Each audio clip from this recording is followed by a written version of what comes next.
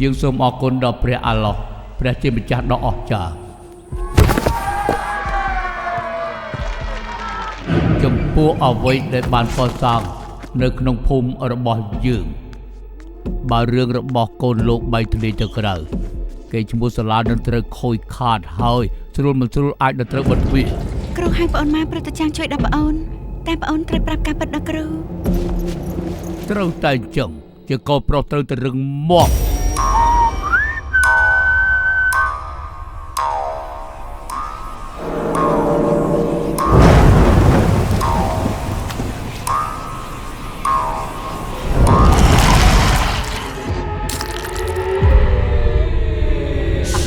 អ្នកភូមិនេះអត់ដែលហ៊ានមកកអីទេទោះជាមានរឿងអីខុសប្រក្រតីក៏ដោយជាពិសេសបើអត់ឃើញផ្ទាល់ភ្នែកអាចតែរួចឬអត់ដាច់ថាជីនឬវិញ្ញាណអាក្រក់អាចខ្លាញ់ធ្វើជាមនុស្សបានខូរីននៅអាចបន្លំធ្វើជាមនុស្សទោះជាម្នាក់នោះស្លាប់ក៏ដោយ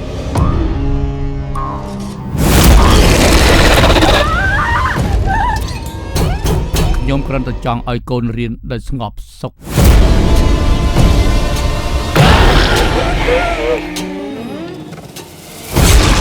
ដាក់កើតព្រលឹងវិញ្ញាណ